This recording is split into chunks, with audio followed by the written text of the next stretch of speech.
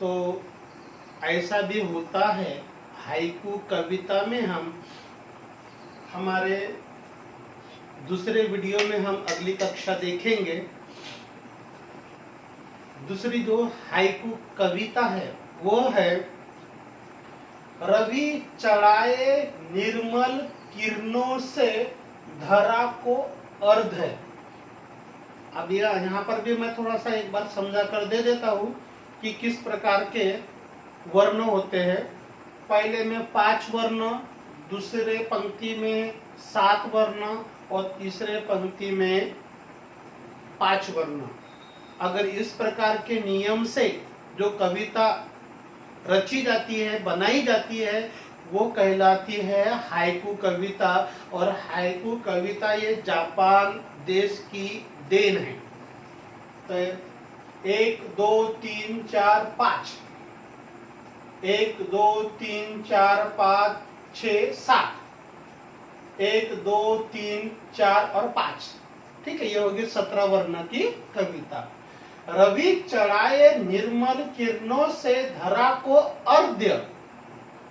रवि यानी सूर्य, निर्मल यानी पवित्र और धरा यानी पृथ्वी और अर्ध यानी देना, अर्पण करना। रवि चढ़ाए, रवि यानी सूर्य क्या चढ़ाता है? जब सुबह सुबह बच्चों सूर्योदय होता है, आपने सुबह 6:15 के आसपास अगर आपने प्रातः काल थोड़ा सा भ्रमण करने के लिए जाते हैं, सैर के लिए जाते हैं, तो सुबह सुबह क्या होता है?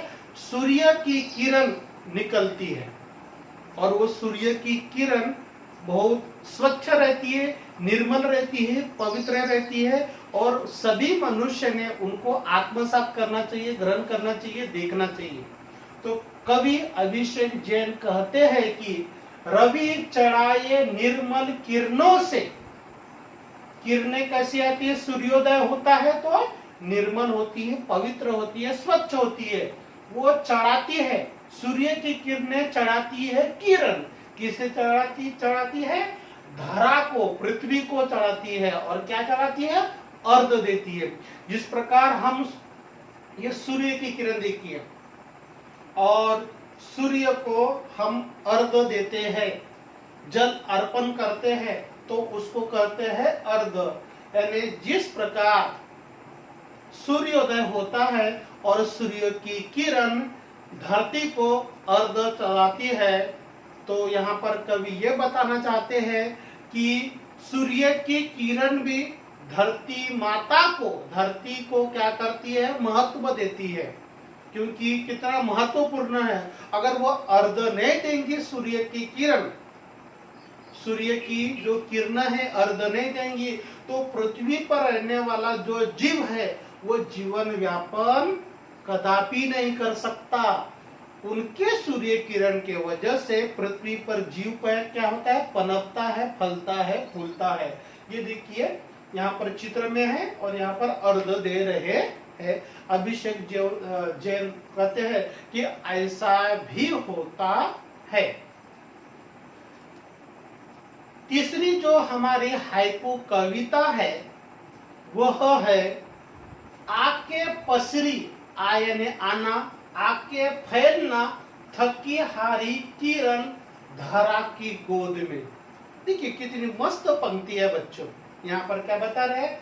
पसरना यानी फैलना, हाथ फैलाकर फैलना यानी इस तरह से फैल जाना, एकदम हाथ खुले हो जाना, फैलना। थकी यानी थकी हुई, हारी यानी पराजित किरण। सूर्योदय की जो किरण है वो क्या है? लंबा सफाई कर रही है और वो थक गई है और क्या कर रही है? धरा की गोद में सो गई है। जिस प्रकार छोटा सा नन्हा सा मुन्ना सा बालक अपनी माँ की गोद में दिन भर खेलने के बाद में, अड़खेलिया करने के बाद में जब वो थक जाता है तो अपने माँ की गोद में वो आराम करता है, उसी प्रकार अभिषेक जैन कहते हैं कि सूर्य की किरण सूर्य से निकलती है तो पृथ्वी तक आते आते थक जाती है और वो किरण क्या हो जाती है? थक जाती जाती है और उस धरा की गोद में क्या है, सो जाती है। अब यहाँ पर एक कृति है, एक एक्टिविटी है। मैंने एक्टिविटी के माध्यम से बताना चाहता हूं किरण शब्द की दो विशेषताएं। किरण शब्द की दो विशेषताएं। किरणें जब सूर्य से निकलती है तो वो दो प्रकार की होती है। इसमें यहाँ पर एक लिखना और दूसरे में एक लिखना। आपने परीक्षा में ऐसी ही कृति बनाकर, एक्टिविटी बनाकर आपने उनके प्रश्न के उत्तर लिखने हैं। सभी बच्चे ध्यान रखेंगे, ऐसे ही कृति का सहारा लेना है। तो किरण की विशेषता क्या है, तो यहाँ पर लिखना निर्मल किरण। मैंने सामने में क्या किया है, पंक्तियों में अंडरलाइन किया है, उसको डार्क किया है कलर में। तो यहाँ पर लिखना निर्मल किरण और दूसरा लिखना है थकीहारी किरण। दो प्रकार की किरण की विशेषताएं कवि ने इस पाठ में बताई है, कृति में आपको लिखना है। अगली पंक्ति देखेंगे। खुली आंखों ने जीवन भर देखे बंद सपने। अब यहाँ पर हम किसी जरूरतमंद गरीब का चित्र यहाँ पर होना चाहिए।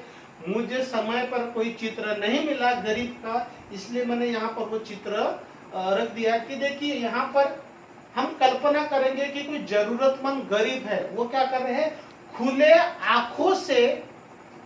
आंखों से वो सपने देखते हैं। तो यहाँ पर कवि बताना चाहते हैं खुली आंखों ने जीवन भर देखे सपने। कुछ अमीर लोग जरूरतमंद लोगों को, गरीब लोगों को क्या करते हैं, सपने दिखाते हैं और खुली आंखों से वो सपने देखते हैं।